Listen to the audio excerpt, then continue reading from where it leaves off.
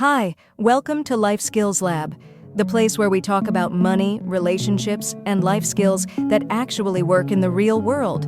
If you want to spend smarter, save better, and live without financial stress, you're in the right place. The first reason money disappears is you don't know where it's going. Even if you make a decent salary, tiny leaks, like coffee every day, online subscriptions, and impulse buys, add up. Solution: start a simple budget. Track every dollar. Use an app or just a notebook.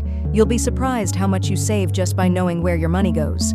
Second, the comparison trap. That new phone, flashy clothes, Instagram perfect lifestyle, if it's just to impress others, it's draining your bank account.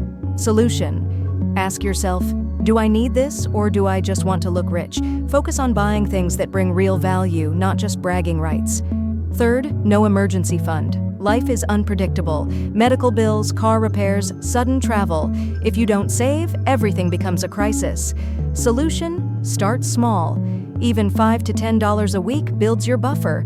Peace of mind is priceless. Finally, money without a purpose disappears fast. No goal equals no direction. It's like throwing water into a bucket full of holes. Solution: decide what you want. Travel, a home, education. Write it down. Every decision becomes intentional.